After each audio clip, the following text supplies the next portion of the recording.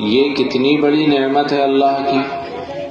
ایک جگہ میں نے پڑھا، یہ مجھے یاد نہیں رہا کس ملک کی بات ہے،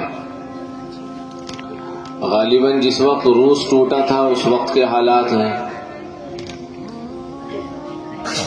تو ایک صاحب اس ملک میں گئے اور حالات یہاں تک پہنچے ہوئے تھے اس ملک کے کہ آپ اس ملک میں کھڑے ہو کر اذان نہیں دے سکتے تھے، مسجد میں جا کر عبادت نہیں کی جا سکتی تھی، اذان دینا سرکاری طور پر جرم قرار دے دیا گیا تھا، اور اگر کسی آدمی کے پاس قرآن کا کوئی نسخہ مل جاتا تھا تو اس آدمی کو جیل میں بند کر دیا جاتا تھا. حالات ملک کے ایسے تھے. ایک اللہ کا بندہ اس ملک میں پہنچا، وہاں اس نے کچھ کام کیا. تفصیلی واقعہ ہے، میں آپ کو مختصر کر کے عرض کر رہا.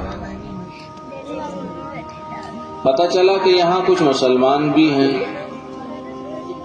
انہیں پتہ چلا کہ یہ بندہ بھی مسلمان ہے، تو وہاں کے رہنے والوں نے اس نئے آنے والے بندے کی دعوت کی کہ آپ ہمارے یہاں چلیں. یہ صاحب ان کے یہاں پہنچے تو وہاں ایک چھوٹا بچہ بھی تھا. تو گھر کے لوگوں نے یہ کہا کہ یہ بچہ حافظ قرآن ہے.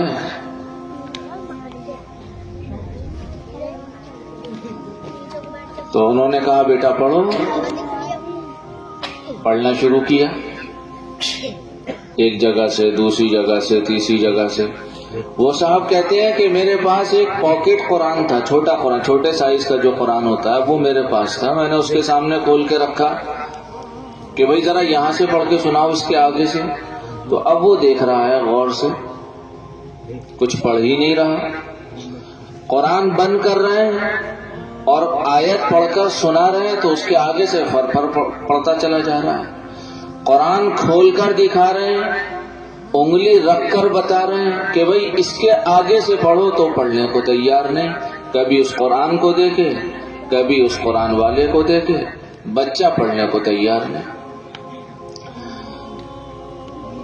تو ان صاحب نے گھر کے لوگوں سے کہا کہ یہ بات نہیں سمجھ میں آتی، قرآن بند کرتا ہوں اور کوئی آیت پڑھ کے سناتا ہوں تو یہ بچہ پڑھنا شروع کر دیتا ہے، قرآن کھول کر اس کے سامنے رکھتا ہوں اور پڑھوانے کی کوشش کرتا ہوں تو بچہ پڑھنے کو تیار نہیں. بات کیا ہے؟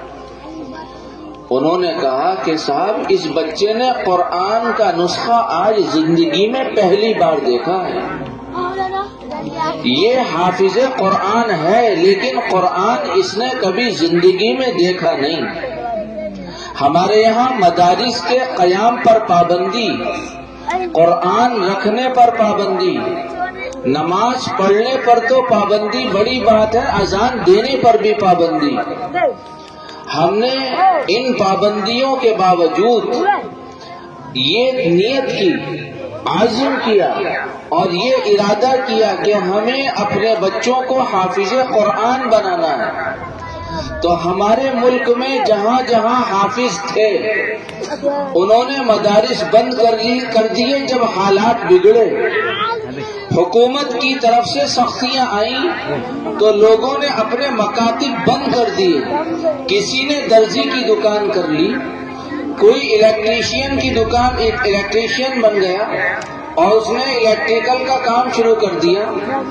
کسی آدمی نے کچھ دودھ بیچنا شروع کر دیا، کسی نے لوہاری کا کام شروع کر دیا، کسی نے کوئی اور کام شروع کیا، حالانکہ وہ کام کرنے والا حافظ قرآن تھا. تو ہم نے پورے ملک کی سطح پر یہ نظام بنایا کہ ہمارے جس بچے کو حافظ قرآن بننا ہوتا تھا ہم اس بچے کو اٹھا کر اس حافظ صاحب کے پاس یہ کہہ کر ڈالتے تھے کہ اسے ہم بظاہر تمہارے پاس کام سیکھنے کے لیے ڈال رہے ہیں، لیکن ہمارا مطلوب اور مقصود اسے کام سکھانا نہیں، اسے قرآن پڑھوانا مقصود ہے۔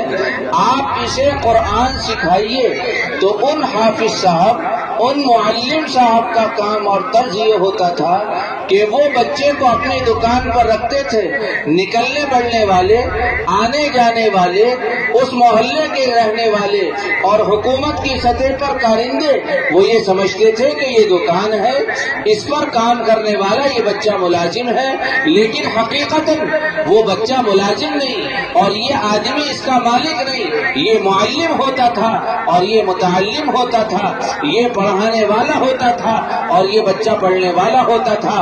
روزانہ حافظ صاحب، روزانہ قاری صاحب، روزانہ عالم صاحب، روزانہ مفتی صاحب بچے کی استعداد کے اعتبار سے، اس کی صلاحیت کے اعتبار سے ایک آیت، 2 آیتیں، 3 آیتیں، 4 آیتیں زبانی پڑھ کر اسے سناتے اور وہ بچہ اسے یاد کرتا۔ یاد کرتے کرتے ہمارے ملک میں بچوں نے قرآن پاک حفظ یاد کیا ہے اور قرآن پاک محفوظ کیا ہے اپنے سینوں میں، حالانکہ ہمارے بچوں نے کبھی قرآن پاک کا کوئی نسخہ نہیں دیکھا۔ ایک وہ حالات تھے، ایک یہ حالات ہیں کہ جگہ جگہ اللہ نے اپنے کرم، اپنے فضل سے ہمارے یہاں مدارس اور مکاتب کا نظام قائم کرا دیا۔ بتاؤ جی اللہ کا انعام ہے یا نہیں؟ اب اللہ نے تو یہ نظام قائم کر دیا، اللہ نے یہ نعمت عظمیٰ ہمیں دے دی۔ میں صرف نعمت نہیں کہہ رہا ہوں، آپ میری بات توجہ سے سننا ہے، میں کوئی لمبی بات نہیں کروں گا اس وقت۔ اللہ تعالیٰ نے ہمیں نعمت عظمیٰ ان مدارس اور مکاتب کی شکل میں عنایت فرما دی، اللہ کی نعمت ہے۔ اب میری آپ کی کیا ذمہ داری؟